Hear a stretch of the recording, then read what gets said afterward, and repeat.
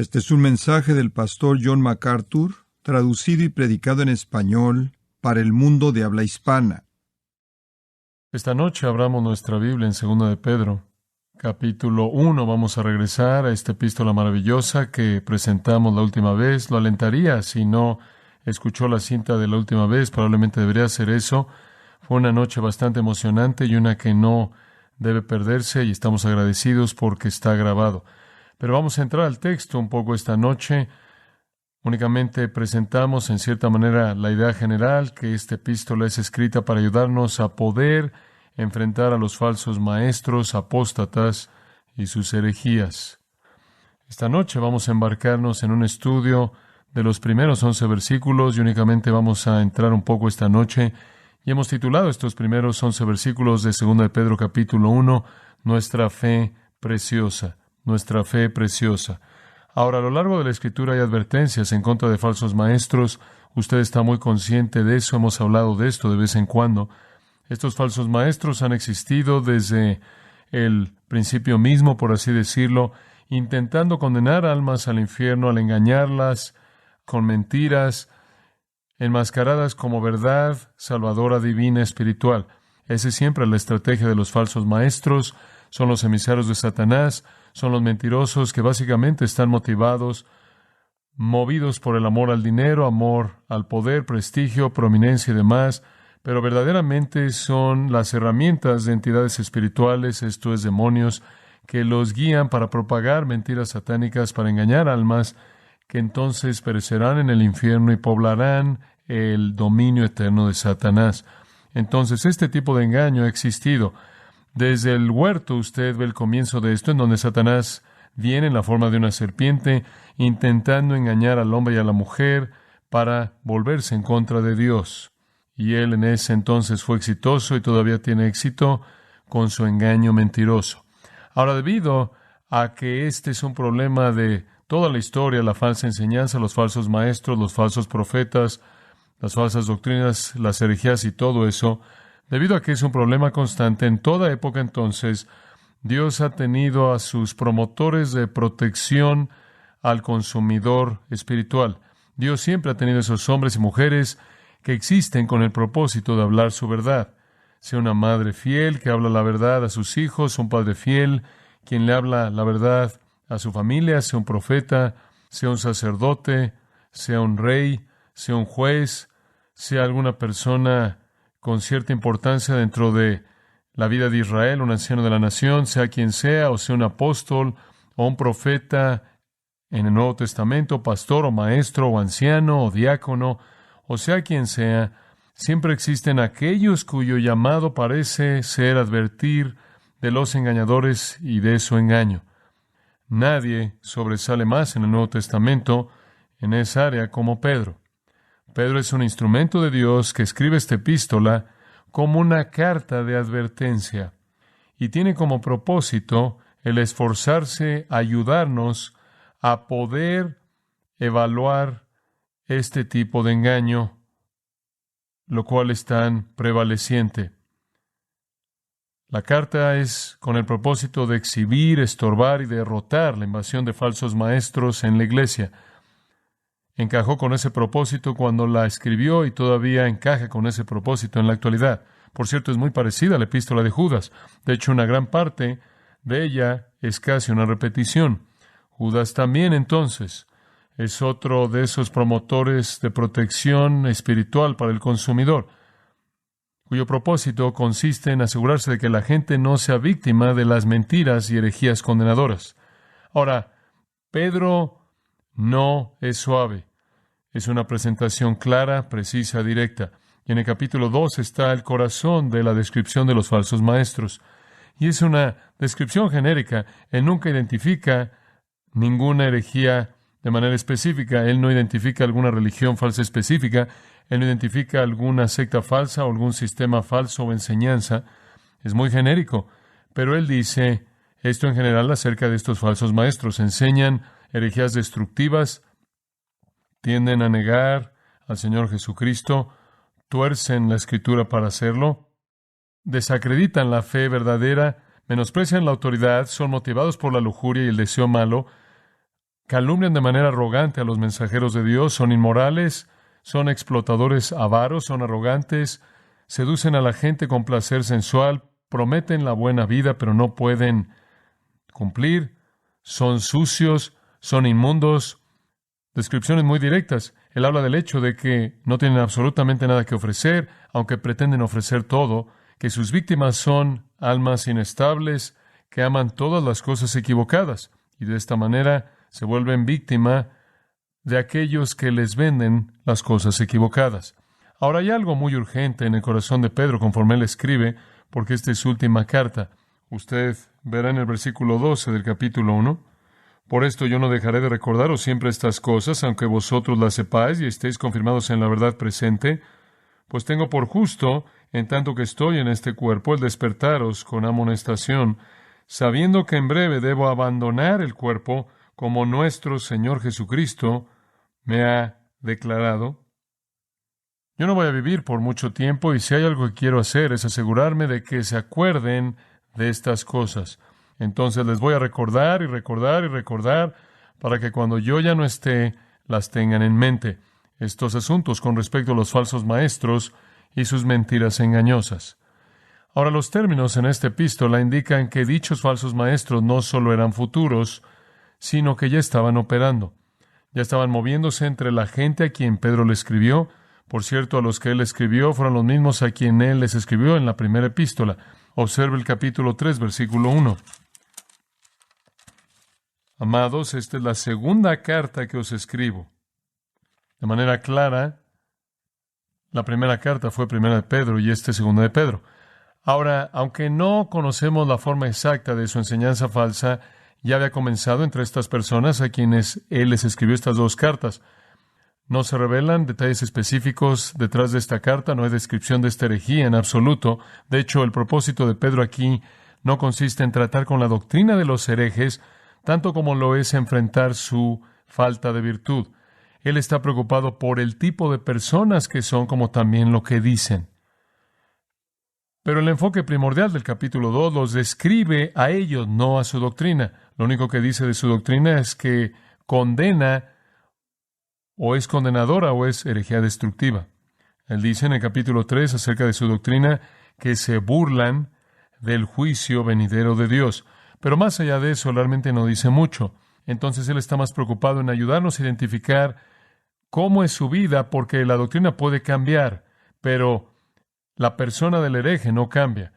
La persona del hereje es la misma.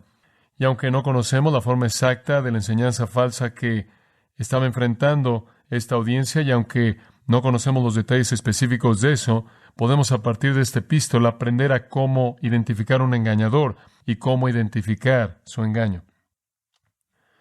Pero más que tan solo ser crítico y analítico y ver la falsa enseñanza, esta epístola en particular tiene una perspectiva más bien de protección. Pedro quiere proteger al creyente. Él quiere que la iglesia pueda defenderse a sí misma en contra de este ataque incesante. Por cierto, históricamente la iglesia ha tenido éxitos y fracasos mezclados. En la mayoría de los casos, me parece que la iglesia, en la definición más amplia posible, se ha vuelto víctima del engaño. Y me parece que a lo largo de la historia de la iglesia, siempre un remanente pequeño puede reconocer esto por lo que es y permanecer fiel a la fe. Esa es la preocupación de Pedro. Su preocupación es que la gente no se vuelva preso o víctima del ataque peligroso de los falsos maestros. Ahora hay básicamente tres defensas que usted necesita, y Pedro va a abrirnos estas. Número 1, conozca su salvación. Número 2, conozca su escritura. Número 3, conozca su santificación. Esas son las tres cosas que usted necesita conocer. Asegúrese de que es salvo. Esa es la protección número 1, versículos 1 al 11. Asegúrese de que su postura con el Señor está firme. Esa es una línea primordial de defensa. Número 2, conozca su escritura. Comenzando en el capítulo 1, versículo 12, él avanza hasta el capítulo 3, versículo 2, y el enfoque ahí es acerca de la escritura, la cual fue del Espíritu Santo. No seguimos fábulas diseñadas de manera inteligente, Pedro dice, sino que somos testigos oculares y movidos por el Espíritu de Dios, lo hemos escrito, y más vale de que se aseguren de seguir eso y no las herejías destructivas de falsos profetas sensuales. Entonces, usted debe conocer su salvación, debe conocer su Escritura, asegúrese de que es salvo, número 1, asegúrese de que entiende la verdad, número 2. Protección número 3, conozca su santificación. Y ese es el asunto de tener que enfrentar su propia santidad. Comenzando en el capítulo 3, versículo 3, él avanza explicando el asunto de la santidad. Al llegar quizás a un clímax, en el versículo 14, él dice: por tanto, amados, debido a que esperáis estas cosas, sean diligentes en ser hallados en paz, sin mancha, irreprensibles. Y después, en el versículo 18, creced en la gracia y el conocimiento de nuestro Señor y Salvador Jesucristo. Ahora, esa sección a la mitad que dejé afuera, el capítulo 2, es la descripción de los falsos maestros. Podríamos también decir: conozca su salvación, conozca su Escritura, y podríamos incluir: conozca a sus adversarios. Ese realmente es el capítulo 2. Pero las 3 líneas de defensa en contra de ellos son la salvación, la Escritura y la santificación. Ahora, por favor, mantenga esto en su mente. En cada uno de esos 3 casos, protección en contra de los falsos maestros involucra conocer algo. Involucra conocer algo. Y si hay una palabra clave en 2 de Pedro, sería la palabra conocimiento. Usted debe conocer la condición de su salvación, su relación con Dios. Usted debe conocer la Escritura. Usted debe conocer su condición espiritual en términos de la santificación. Esa es la protección 1, 2 y 3. Y usted también debe conocer a su adversario. Usted debe conocer cómo reconocer a estas personas. Eso, claro, es el corazón de la epístola en el capítulo 2. Ahora, la palabra conocimiento, entonces, es muy prominente en estos 3 capítulos. En una u otra forma aparece 16 veces. 16 veces. 6 de esas veces está en la forma intensiva epiginosco o epiginosis. Ginosco es una palabra griega común. Conocer es intensificada con el añadir epiginosco, y de manera típica le hemos dicho a lo largo de los años, en donde usted tiene una preposición añadida como un prefijo, un verbo, intensifica el significado del verbo. Entonces, es lo que conocemos, lo que nos protege. Debemos conocer al enemigo, y él lo describe para nosotros de manera muy clara en el capítulo 2. ¿Cómo van a venir? ¿Cómo son? Tenemos que discernir y pensar y ser analíticos y críticos y evaluarlos. Pero después, para protegernos, necesitamos conocer nuestra salvación, necesitamos conocer la Escritura y conocer la condición de nuestra vida espiritual. La confianza en nuestra salvación, sus recursos, el conocimiento verdadero de Dios mediante Jesucristo, con la certeza, es la primera línea de defensa. Esto, amados, es el yelmo de la salvación. Cuando Satanás viene en contra de usted usando la espada de su doctrina falsa, usando la espada con la que quiere darle a usted un golpe mortal, lo que lo aísla a usted, lo que lo protege de ese golpe mortal, es el yelmo de la salvación, la protección o la defensa de saber que usted es salvo, saber que usted pertenece a Dios. Su defensa comienza con una comprensión clara, llena de confianza de la relación salvadora que usted tiene con Dios. Y con eso en mente, Pedro concentra la sección de apertura en el asunto de la salvación. Vamos a ver eso en los versículos 1 al 11. Aquí él quiere quitar alguna duda, él quiere quitar alguna confusión del creyente que puede estar dudando, puede estar confundido acerca de su salvación.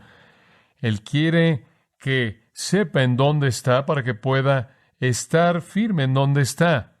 Un cristiano inseguro que está dudando, que está confundido, se va a volver presa fácil de los falsos maestros. Cualquier persona es vulnerable a la falsa doctrina, quien 1 no es salvo o 2 no está seguro de la salvación, porque usted no sabe sobre qué está firme, usted no entiende sus recursos. Entonces, comprender nuestra condición espiritual verdadera con respecto a la salvación es la primera defensa en contra del ataque del error satánico.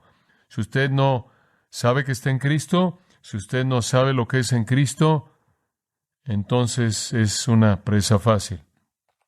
Ahora, el tono para esta discusión de la salvación comienza en la salutación. Observe, veamos el versículo 1. Simón Pedro, siervo y apóstol de Jesucristo, a los que habéis alcanzado por la justicia de nuestro Dios y Salvador Jesucristo, una fe igualmente preciosa que la nuestra. Gracia y paz os sean multiplicadas en el conocimiento de Dios y de nuestro Señor Jesús. Ahora, antes de que comencemos la presentación rica de la salvación que comienza aquí, en estos primeros 2 versículos, simplemente algunos pensamientos de introducción. Observe el nombre de Simón Pedro ahí. La epístola comienza con ese nombre, Simón Pedro. Terminamos nuestras cartas con nuestro nombre. En tiempos antiguos comenzaban con el nombre, lo cual tiene mucho más sentido. Cuando yo recibo una carta, querido John, sé que es dirigida a mí, sé que viene para mí, no me diga eso otra vez. Siempre tengo que ver el final para descubrir de quién es. Ellos lo hicieron bien. Simón Pedro, ambos nombres, por cierto, son muy importantes. Simón es el término griego, Simeón es el hebreo.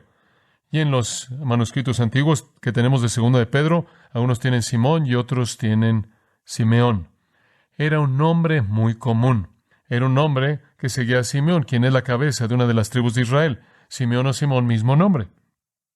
Este nombre fue dado a este hombre desde el nacimiento. Su padre lo nombró Simeón, sin duda alguna. El mundo griego lo había identificado como Simón. Entonces, en los manuscritos usted tiene ambos. Su propio nombre, en su forma judía, Simeón, no será suficiente para identificarlo. Si usted tan solo dijera, Simeón escribió esto, ellos dirían que es Simeón. Simeón o Simón fue un nombre tan común en los tiempos antiguos como cualquier otro nombre. Por ejemplo, en el Nuevo Testamento, 9 personas fuera de Pedro son llamadas Simón. 9 más. Entonces, el segundo nombre es esencial. ¿Qué es Simón o Simeón? Bueno, Simón Pedro. Él es. Pedro significa roca. En arameo, la palabra griega Pedro significa roca. En arameo, la palabra es Cefas. Entonces, algunas veces él es llamado Cefas en el arameo. Él quería que su identidad completa fuera expresada. Él quería que todo el mundo se asegurara de quién estaba escribiendo esto. No era Simón Mago, no era Simón el Justo y no era ningún otro de los otros 7 Simones. Fue Simón Pedro quien escribió esto. También hay otra nota en estos 2 nombres. Simón fue su nombre antes de que él conoció a Cristo y Pedro fue su nombre después de que conoció a Cristo. Simón fue su nombre de deshonra y Pedro fue su nombre de honor. Y debido a que él era tanto Simón Pedro, en otras palabras, él con tanta frecuencia actuaba como su viejo hombre, como también actuaba como su nuevo hombre, él nunca pareció poder sacudirse su primer nombre. De hecho, cuando Jesús lo había sorprendido en su desobediencia, él le dijo 3 veces Simón, Simón, Simón. Él lo llamó por su nombre antiguo cuando actuó como su hombre viejo en Juan 21. Esta combinación Simón-Pedro ocurre muchas veces en el Nuevo Testamento al referirse a este hombre. En la primera iglesia, entre los gentiles que hablaban griego, él de manera común era llamado Simón Pedro. Lee el libro de los Hechos, particularmente en el capítulo 10 y capítulo 11, incluso los gentiles lo llamaban Simón Pedro. Juan, quien escribió su evangelio en Asia Menor, se refiere a él como Simón Pedro 17 de 22 veces. Entonces él realmente se quedó con ambos nombres. Habría sido agradable si él tan solo se hubiera vuelto Pedro, pero con tanta frecuencia actuaba como su viejo hombre que él parecía siempre llevar su nombre viejo. Él es un retrato maravilloso para nosotros porque con frecuencia actuamos como nuestro viejo hombre también, ¿no es cierto?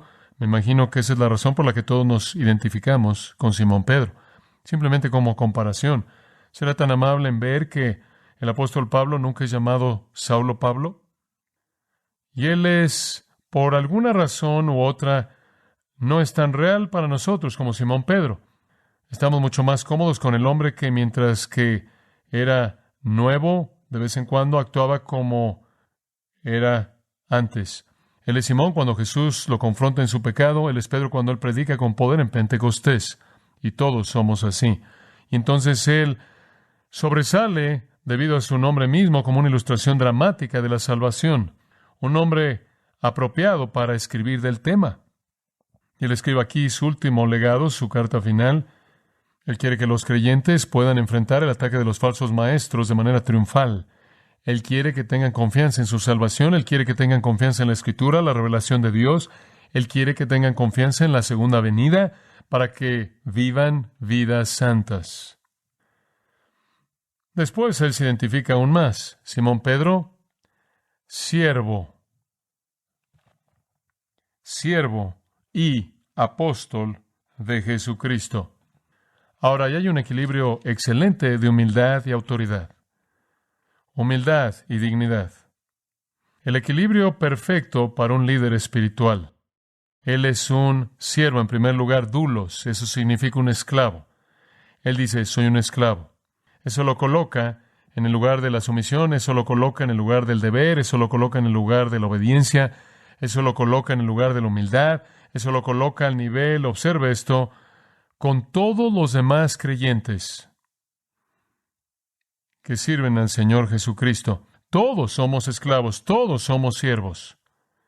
Por muy extraño que parezca, este título de humillación fue llevado por los más grandes hombres en la palabra de Dios.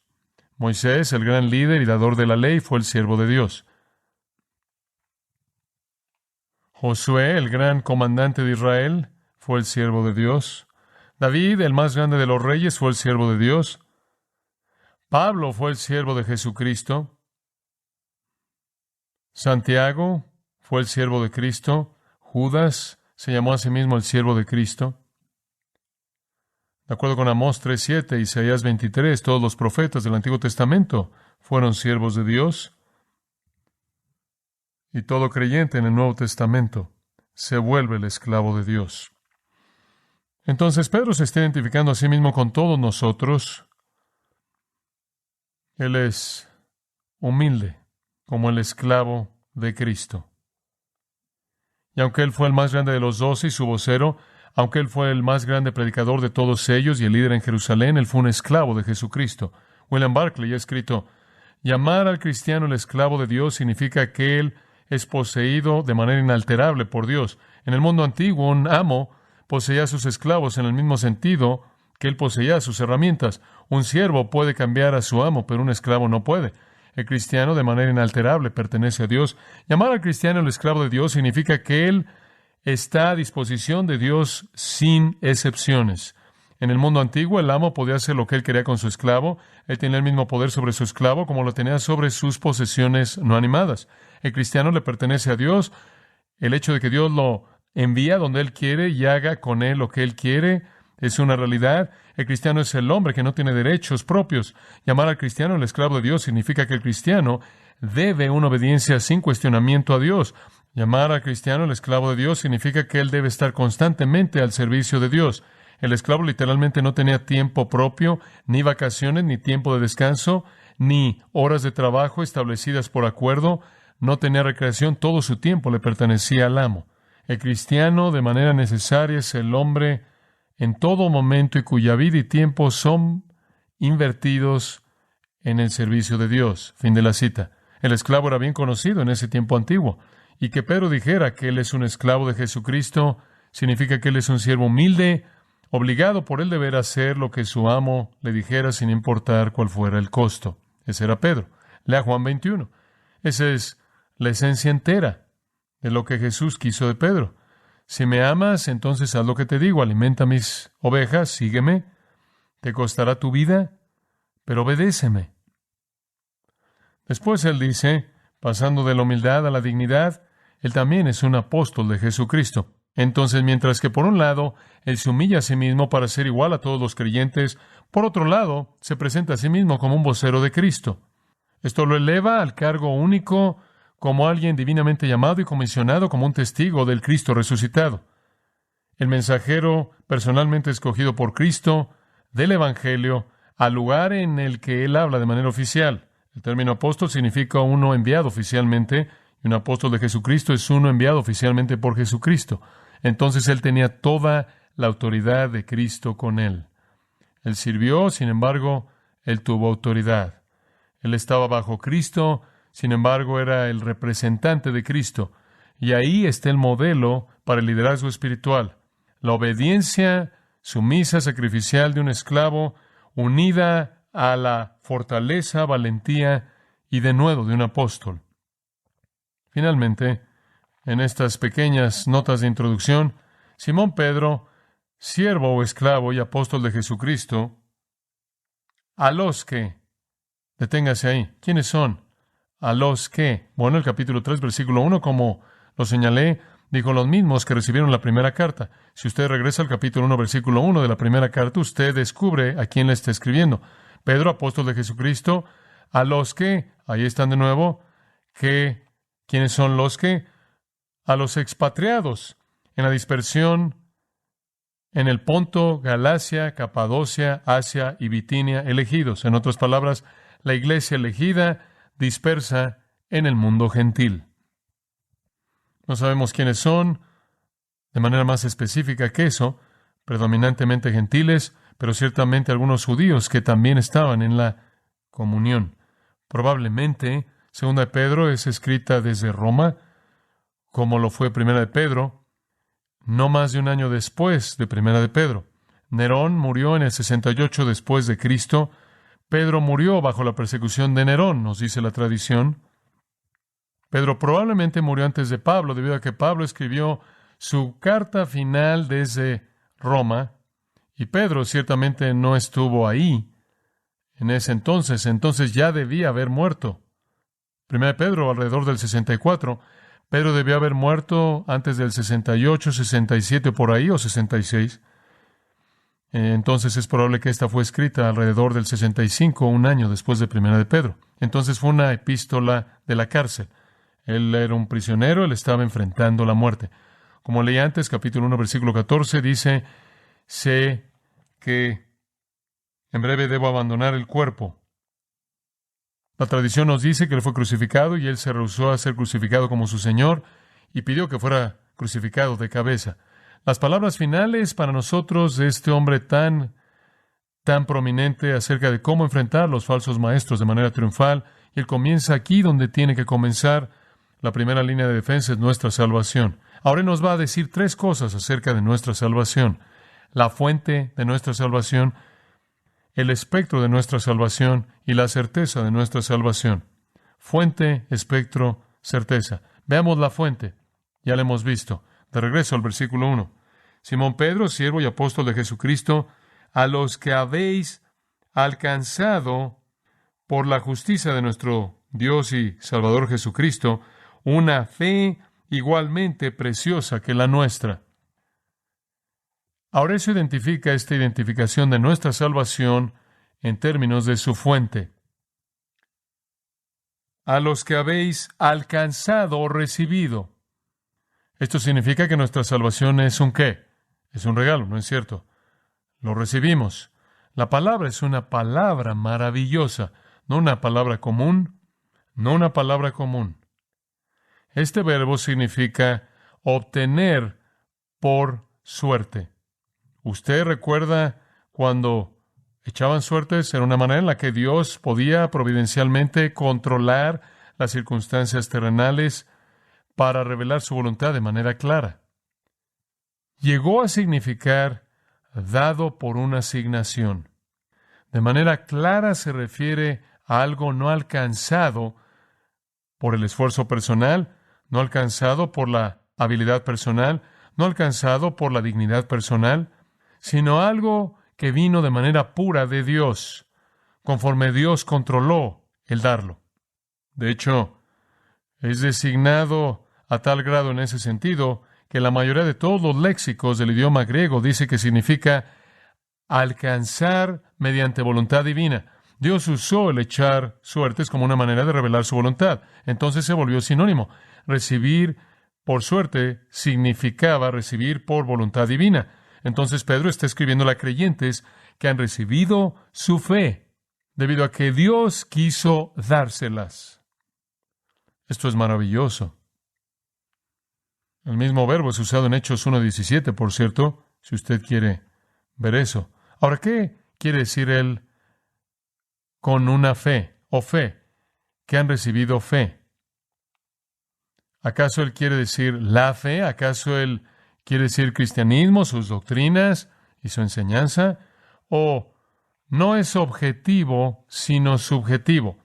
¿Está hablando él del poder para creer? Bueno, permítame responderle eso. Creo que la mejor manera de entender esto es entenderlo como subjetivo. Esto quiere decir que él está hablando del poder para creer. De otra manera, no habría razón para decir que han recibido fe del mismo tipo como la nuestra. Si él está hablando de la doctrina, claro que solo hay un cuerpo de doctrina. Entonces usted no diría, esta persona recibió el mismo cuerpo de doctrina como esta persona lo recibió, solo hay uno. Pero si usted quiere decir fe subjetiva o el poder para creer, decir que esta persona recibió de Dios el mismo poder para creer como esta persona, ahora usted tiene algo que es sensato.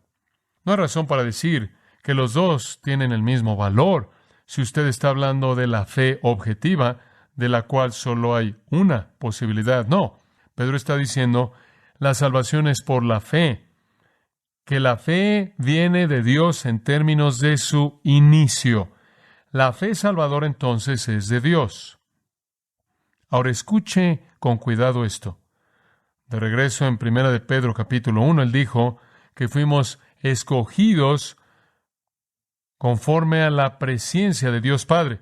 Pedro comenzó esa primera epístola hablando del lado de Dios, Él nos escogió. Pedro comienza la segunda epístola hablando de nuestro lado, nosotros creímos. Pero de nuevo es una fe que es recibida de Dios.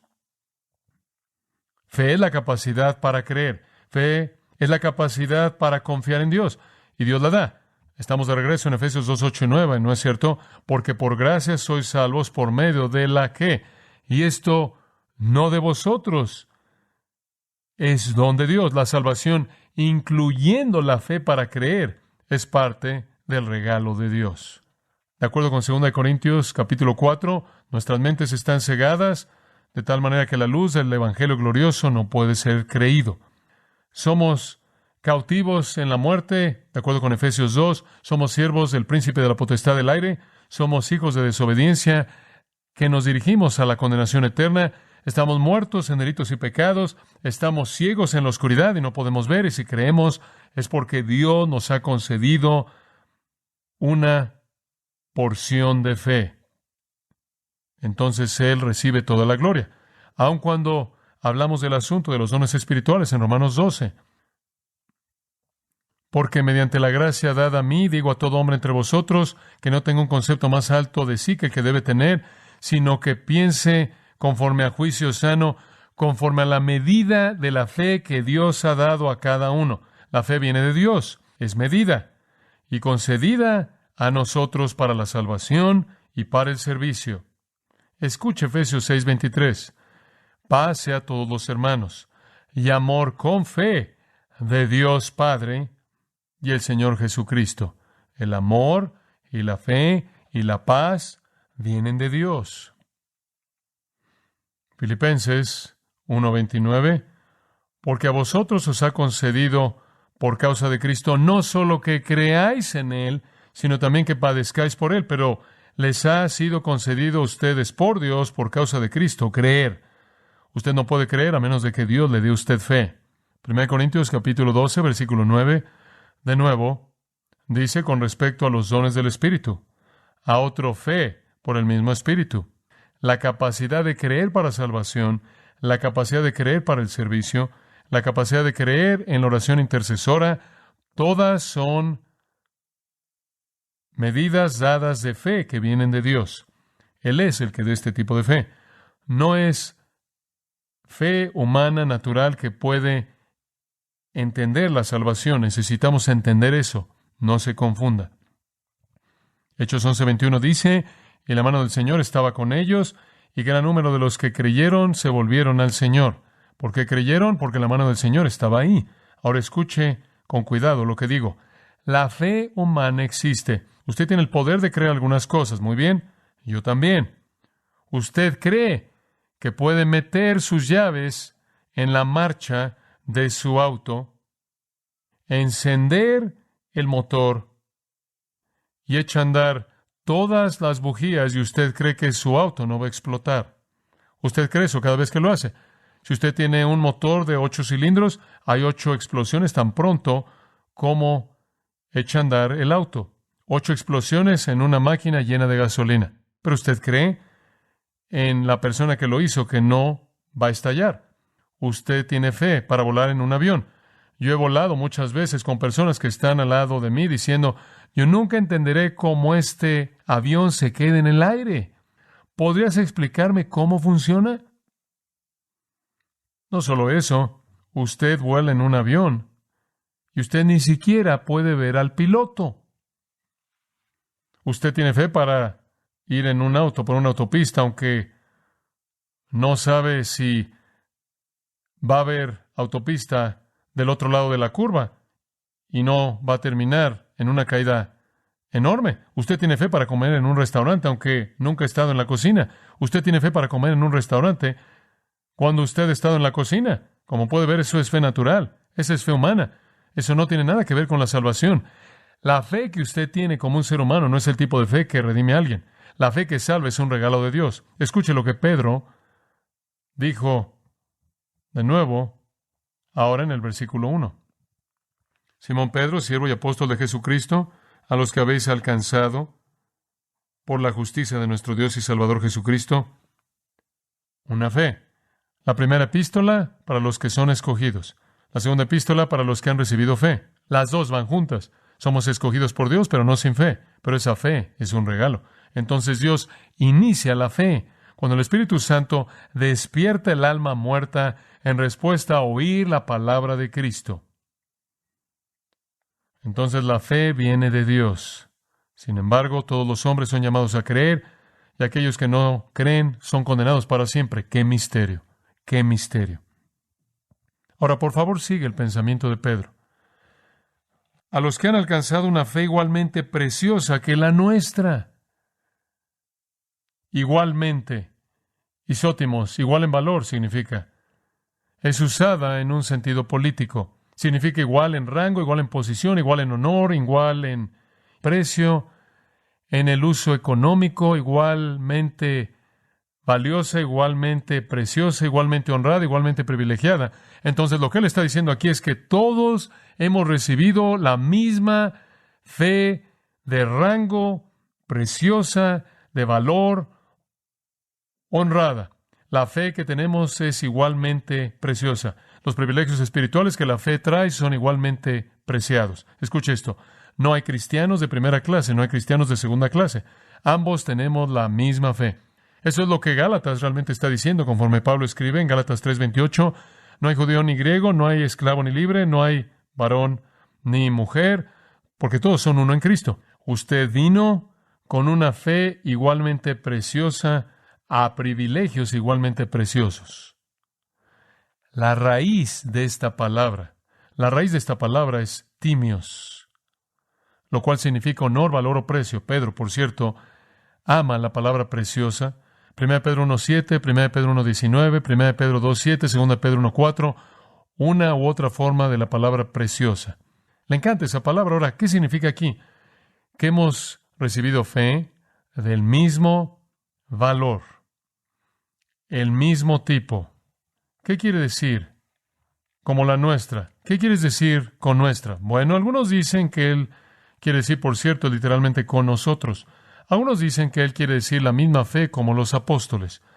Y lo que él está diciendo es que aunque los apóstoles son llamados de manera única por Dios, habiendo visto al Cristo resucitado y claro, habiendo tenido esas experiencias únicas con el Señor Jesús, y mientras que son bendecidos como testigos oculares de esa resurrección, y mientras que se les ha dado los dones de señales y maravillas, poderes milagrosos, mientras que son los destinatarios privilegiados de revelación divina, no tienen una fe más grande, no tienen una fe salvadora más preciosa que los cristianos ordinarios, comunes y corrientes, simples del diario.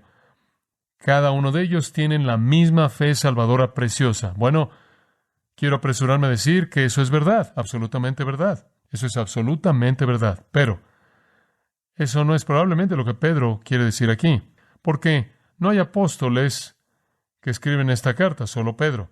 ¿Por qué diría él nuestra? Ahí en el versículo 12, cuando él se vuelve personal, en el primer lugar en el que él simplemente dice Simón Pedro, siervo y apóstol, cuando él dice nuestra, él podría decir colectivamente con los apóstoles, aunque no están ahí, pero eso parece empujar el asunto. Si hubiera dicho conmigo como un apóstol, quizás lo habremos entendido de esa manera. Allá en el versículo 12, cuando se refiere a sí mismo, él usa el pronombre singular yo, mío, mío, mío.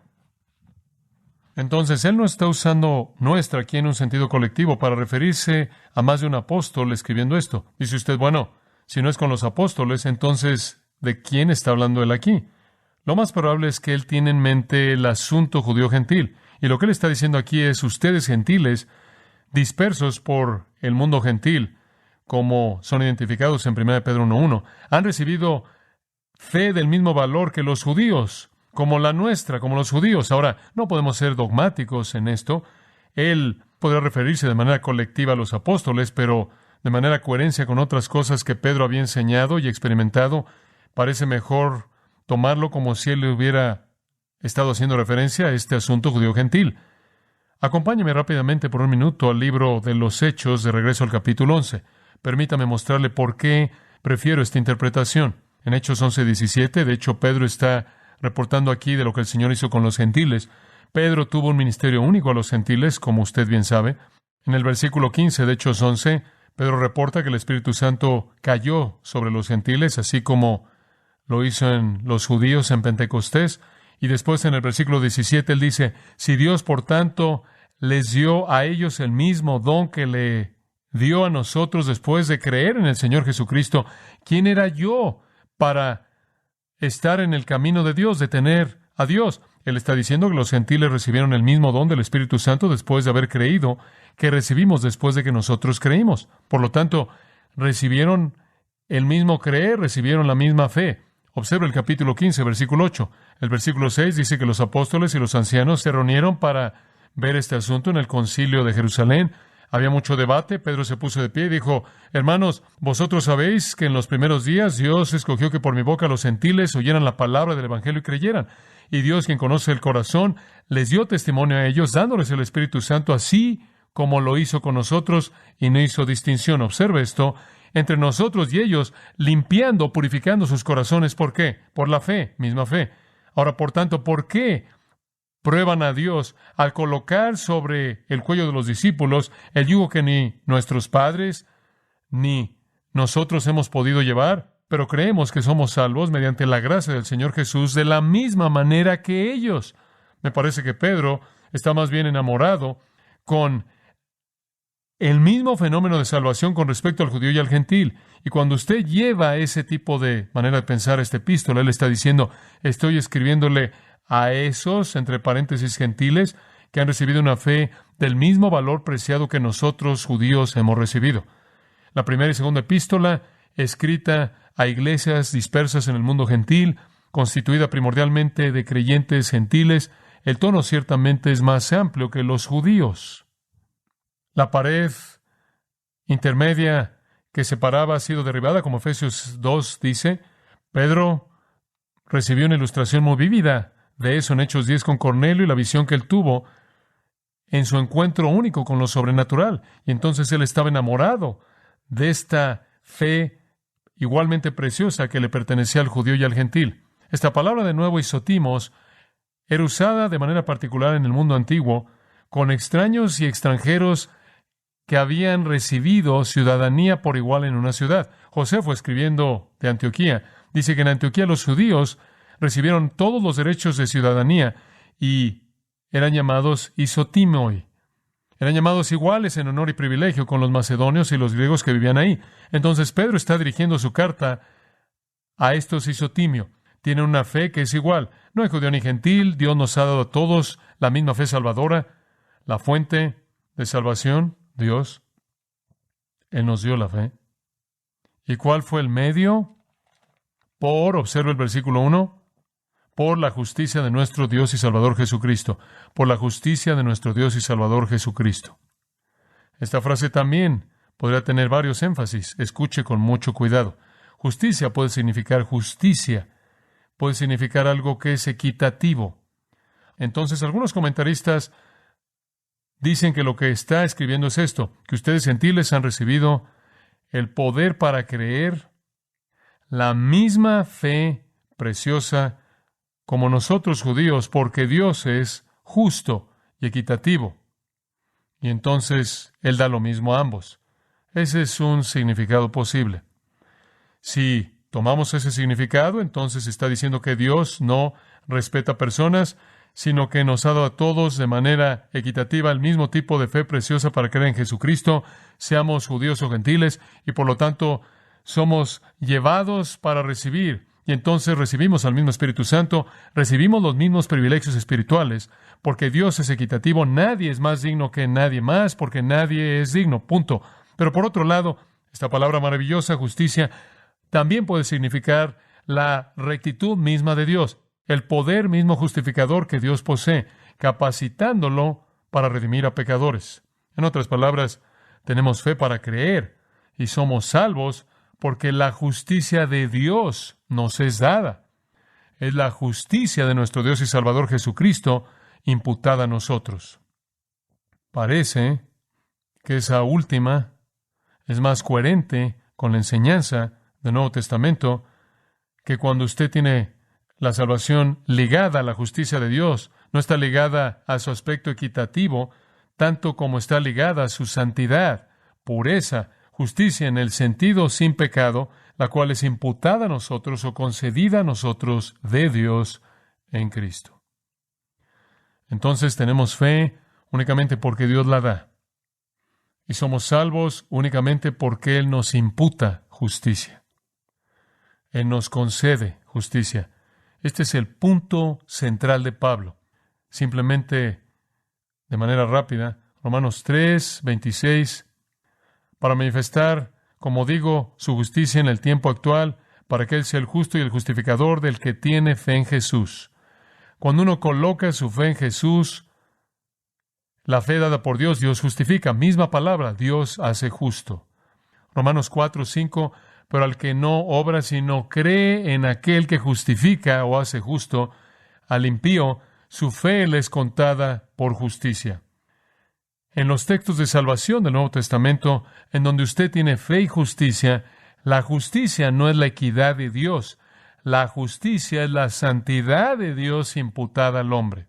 Entonces, cuando Dios le da a usted fe para creer, Él entonces le da a usted justicia para ser salvo. Es solo la justicia de Dios imputada a usted que cubre su pecado y hace que usted sea aceptable a Dios. Ese es su punto.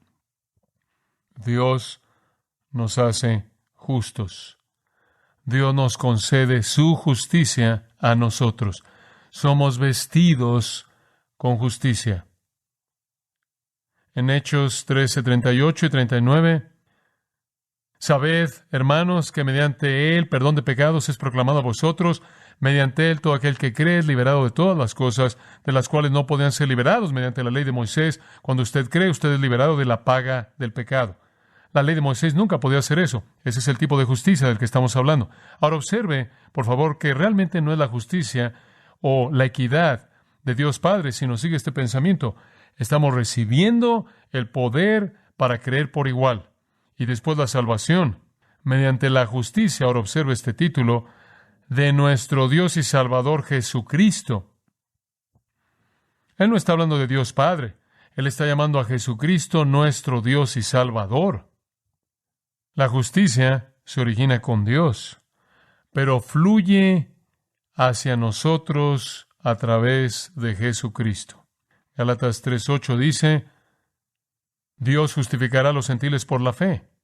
Versículo 9, entonces aquellos que son de la fe son bendecidos con Abraham, el creyente. El versículo 11 dice, el justo vive por la fe. De nuevo usted tiene justicia y fe conectadas. Creer y ser perdonado, ser hecho justo, estar bien con Dios. Y esta frase a continuación, esta descripción de Jesucristo, creo que favorece la segunda interpretación.